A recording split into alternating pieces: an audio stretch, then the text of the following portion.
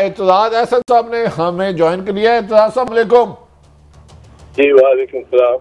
इत्तेजाज साहब, अभी राना सनाउल्लाह साहब जिस किस्म की आजकल गुफ्तगू कर रहे हैं, मोहतरम ख्वाजा आसिफ साहब कहते हैं बहादुर बने नवाज शरीफ की तरह, दलेर बने नवाज शरीफ की तरह।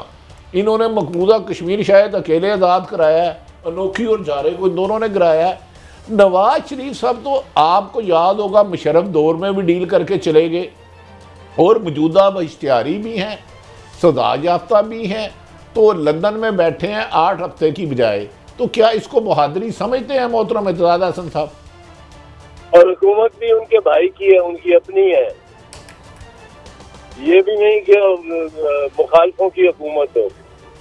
अच्छा, तो इत्तेजाज साहब फिर ये कैसा सियासी लीडर है? आपने भी एक पॉलिटिकल पूरी जिंदगी गुजार दी, वज़ीर दाखिला भी आप रहे, तो क्या आप समझते हैं बहादुरी ये है कि सियासतदान जब बुरा वक्त आए मुल्क से भाग जाए, डील करे, अपने साथियों को जेलों में बंद हो, उन्हें बताए भी ना, कहे मैं दवाई लेने चला हूं और दवाई डाल दे जाके?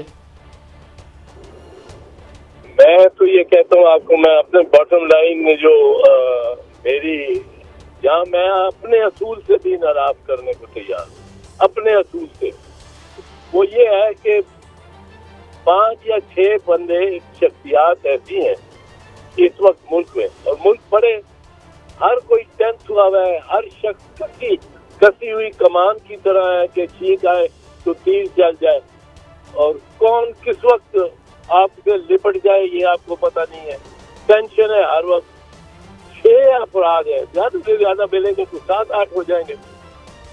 मियां मोहम्मद नवाज शरीफ, मरियम नवाज शरीफ, चेयरमैन बिलावल, आसिफ अली जरदारी, मौलाना फजलुर रहमान और इमरान खान। इनका आप समझ लें कि पाकिस्तान में अगर इनको किसी को नागहानी तौर पे कुछ हो गया ना, तो पाकिस्तान में आग लग जानी सारी। इस वक्त कोई शख्स का फायदा देने को तैयार नहीं, जो सड़क पे है, जो नौजवान है, जो जलते जुलूसों में हर के जाता है। ये चीज अब मुझे ये नहीं समझ आती कि अदालतें, अब ये चीफ इलेक्शन कमिश्नर साहब ने अपना 1 पाउंड बीच में मटके में डाल दिया है। वैसे तो 2 पेनी कहते हैं, 2 पेनी इन्हें मटके में डाल दिया कि मैंने भी वारंट जारी कर दिया है, गिरफ्तार करके लाओ। ओ भाई, अगर कुछ हुआ, इसको हुआ, मरियम को हुआ, बिलावल को हुआ, नवाज को हुआ, आसिफ अली जरदारी को हुआ, फजलुर रहमान को हुआ, तो सिचुएशन किसी के कंट्रोल में नहीं रहनी। क्या कर रहे हैं आप अगर मंसूर एजाज को, वो कहता मैं पाकिस्तान नहीं आना चाहता, मुझे जान का खतरा है, उसको लंदन में आप, जिसको आपने देखा नहीं, बात नहीं की, वो लंदन में आप उसका जो कोई साबिक वजीर आजम तो नहीं है वो पाकिस्तान का, या साबिक सदर तो नहीं है, उसको आप वीडियो कॉल पे ले लेते हैं। सलमान शहबाज को आप वीडियो कॉल पे ले लेते हैं बाहर से। और एक आध और भी एग्जाम्पल है, मुझे जहन में आ जाता है अभी, जिनको वीडियो कॉल से आपने बाहर से ले लिया कि जी आप आए, बेशक ना आए, आप शहादत अपनी दे दें। तो ये तो, इससे तो हमला हुआ है। ये कहना कि हमला नहीं हुआ ये जारी है। ये राना सनाउल्लाह, ये कुछ बहुत बड़ा हादसा, मुल्क का नुकसान करा के बैठा, ये इससे पहले बाज नहीं आएगा, और ये नुकसान होगा सारे मुल्क का। मैं कहता हूँ नवाज शरीफ के मैं खिलाफ हूँ, पर उसकी जिंदगी के लिए दुआएं करता हूँ। मरियम के मैं खिलाफ हूँ और उसकी जिंदगी के लिए दुआएं करता हूँ। इस वक्त ये खेल खेलना नहीं है कि क्यों इतने बड़े बड़े अफसर, चीफ इलेक्शन कमिश्नर और ये सेशन जजेस क्यों नहीं समझते, क्यों ये एक्सपोज करना चाहते हैं खान को। ना खान को इतना एक्सपोज करना चाहिए, ना नवाज शरीफ को, ना मरियम को, ना मौलाना को, ना चेयरमैन बिलावल को, ना खान को।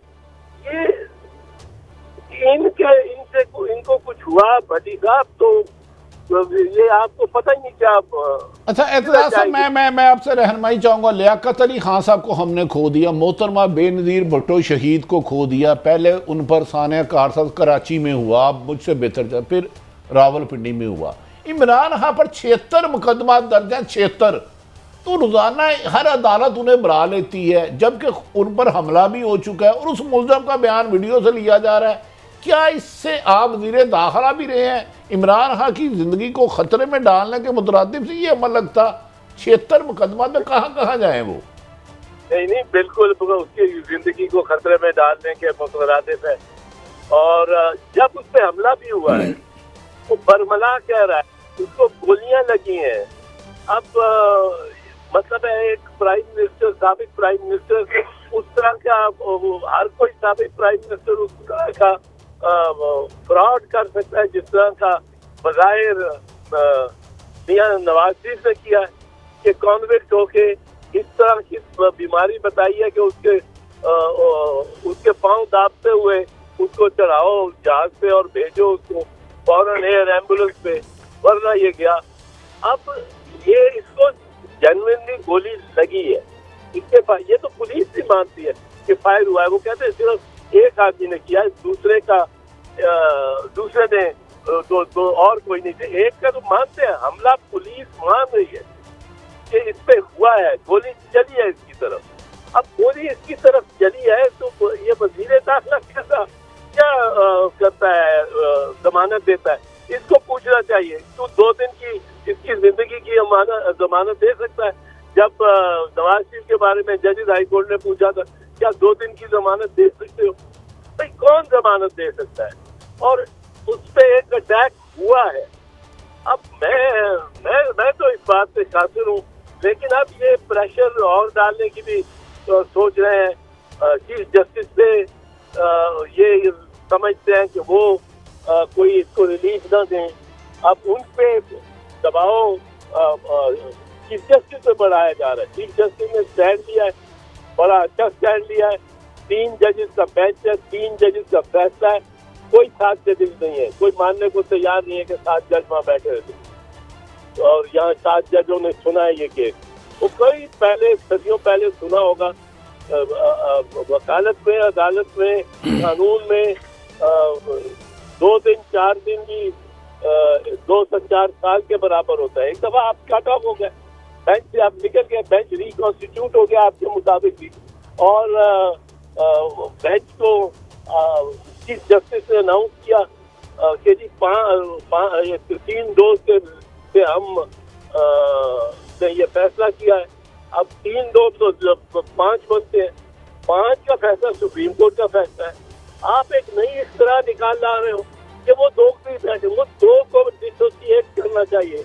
अभी भी मैं कह रहा हूँ, it is misconduct to try to reverse the decision of the Supreme Court. अच्छा एतजाज साहब, ये माफी चाहता हूँ मैं बीच में, चूंकि कुछ और बातें भी, ये मिसकंडक्ट तो लगता है कि कुछ लोगों के लिए they are above the law, जो अमली तौर पर बातें नजर आती हैं। सवाल मेरा ये है कि अब पॉलिटिकल क्वेश्चन करना चाहता हूँ कि क्या ये एक स्ट्रेटजी है इस हुकूमत की, और ख़ास तौर पर जो मुस्लिम लीग नून है, कि हर वजीर आके खान साहब, खान फोबिया, इनके पास कुछ और बताने को, उम्मीद देने को कुछ नहीं है, या इनके पाँव के नीचे से रग निकाल लिया उसने और इनकी सोशल बेस मल्टीमेट कर दी है, जिसकी वजह से बहुत बुरा लगता है। इसमें से आप क्या समझते हैं, क्या इंटरप्रिटेशन होगी?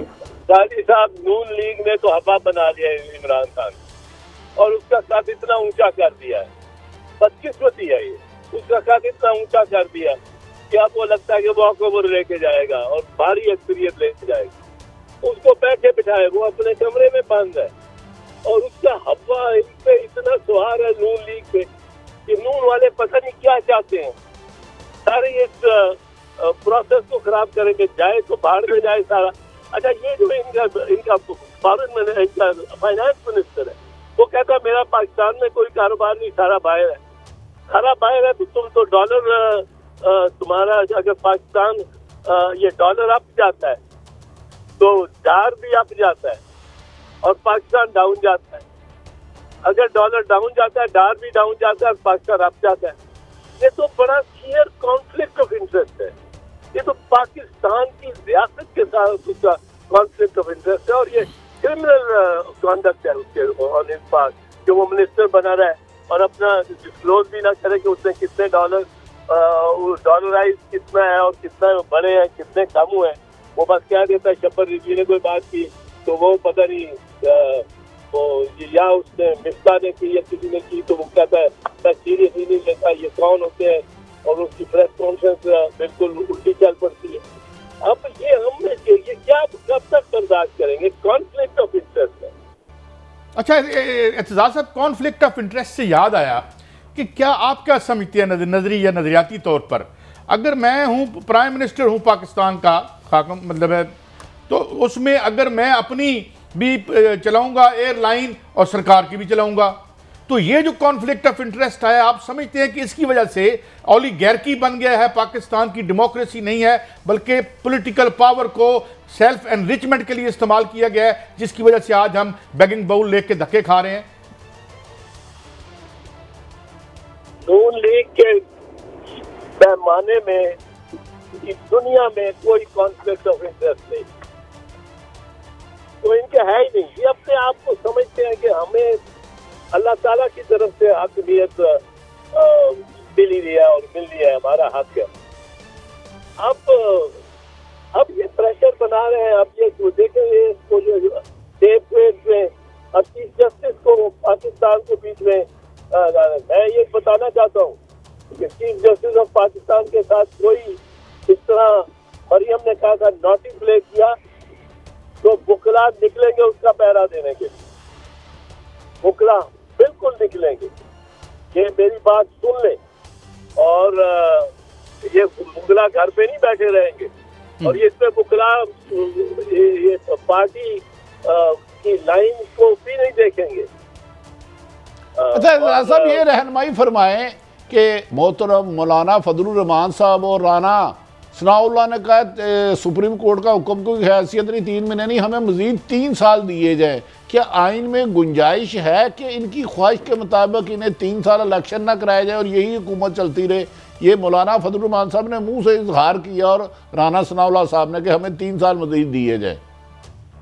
और ये तो मतलब है कोई कारपेट बैगर्स की तरह आके बैठ गए। लगता है इनका मैंडेट जो है वो उस वक्त सुप्रीम कोर्ट और चीफ जस्टिस इनको बहुत अच्छा लगता था, जब रात को 12 बजे चीफ जस्टिस ने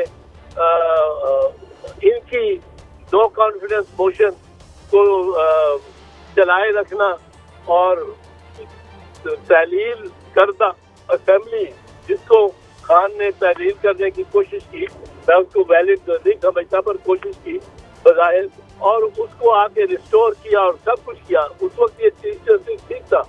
अब जब आपके खिलाफ ये फैसला करते हैं और वो 3-2 का बेंच है, ये 7 मेंबर बेंच नहीं है, हरगिज़ नहीं है। It is contempt of court to call it 7 member bench की गिनती होनी चाहिए 4-3।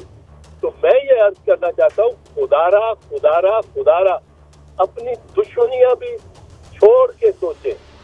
मैं दुआ दूं नवाज शरीफ की जिंदगी और मरियम की जिंदगी, दुआ दूं। मुझे बहुत मतलब है हॉरिबल सर्कमस्टांसेस नजर आते हैं अगर इनके साथ कोई हादसा हो गया। और इसी तरह चेयरमैन बिलावल या आसिफ अली जरदारी इनके कोई किसी के निगाह में होगा और कोई छोटा आदमी है, तो आपका 5 साल सदर रहा है और उसके बारे में अगर कोई सोचे इतना जो कि एक्सपोज कर रहे हैं तो खान को, भाई वो कहता है मेरे से आप ले ले मेरा बयान ऑन द नेक, जूम से ले ले, स्काइप से ले ले, तो अदालतों को इसको अकोमोडेट करना चाहिए। और मुल्क को उससे चाहे कितना खतरा हो, माशरे को, समाज को, उतर जाएगा समाज अगर इन में से 6 में से किसी एक को कुछ नादानी हो गया। उनकी जिंदगी उनके लिए दुआएं करें, पर 6 के 6 सबकी। तो इमरान साहब, इमरान खान साहब तो खुद कह रहे हैं कि पहले उन पर हमला हो चुका, वो भी आपके इल्म में, और दोबारा हमले की तैयारी की जा रही है। और ऐसे में कभी नैब हर रोज बुलाती है, कभी FIA, कभी पुलिस फ्रंट लेके चले जाती है। क्या इस तरह की हुकूमत मुल्क में कोई तसादम चाहती है, नारगी चाहती है, या खुदा ना खास्ता अगर इमरान खान को हो जाए तो आप फिर क्या नतीजा देखते हैं एज ए पॉलिटिशियन? नहीं जी, इमरान खान को अपनी जान बचानी चाहिए और जान की हिफाजत करनी चाहिए। ये जो इन वकला बाहर हैं वो स्ट्रगल करते रहे, वो सुप्रीम कोर्ट तक लेके जाए। सुप्रीम कोर्ट एक ही ऑर्डर में कह सकती है कि इसका बयान लो, जब भी लो, जूम पे लो, जो अदालत है। वो मुल्क से तो नहीं भाग रहा, वो ये तो नहीं कह रहा मैं लंदन बैठा हूँ मेरा जूम पे आप लो। आपने लंदन में बैठे होगा, जूम पे और स्काइप पे बयान लिए हैं, तो वो तो ये नहीं कह रहा। वो तो कह रहा मैं अपने घर में बैठा हूँ, मैं एक पनाहगाह में बैठा हुआ हूँ, मुझे यहाँ से ना निकालो और मेरा बयान ले लो। अब ये लेके जाना चाहिए पीटीआई को। मैं तो पार्टी की तरफदारी नहीं कर रहा हूँ। मैं अगर ये इस पोजीशन में मियां नवाज होता तो मैं उसके लिए भी यही दर्द, इस मामले में दर्द रखा होता मैं। अच्छा इरतज़ा साहब, आप समझते हैं अगर पीटीआई के लोग सुप्रीम कोर्ट में जाए और कहें कि जी मुतल्लिका अदालतों को ये हुक्म सादर कर दिया जाए, जो उसका बयान चाहिए वीडियो, ये पॉसिबल है? अदालतें ये कर सकती हैं सुप्रीम कोर्ट? देखें जी, बिल्कुल कर सकती है, सुप्रीम कोर्ट कर सकती है। It has to see that justice is generally done. बिल्कुल उसके अपने इख्तियार में है कि वो कह दे कि इन दिस सर्कमस्टांसेस ये जो भी बयान जिस अदालत ने भी लेना है बिल्कुल बयान ले। लेकिन सुप्रीम कोर्ट के अपने केसेस हो रहे हैं वीडियो कॉन्फ्रेंसिंग। हम लाहौर वाले नहीं पहुंच सकते, अगर इस्लामाबाद या कराची वाले कोई नहीं आ सकते, वहाँ वीडियो कॉन्फ्रेंसिंग का अरेंजमेंट है और आम मुकदमात वीडियो कॉन्फ्रेंसिंग पे हो रहे हैं, आम मुकदमात। और ये आजकल, ये कोई 2 साल से चल रहा है सिलसिला।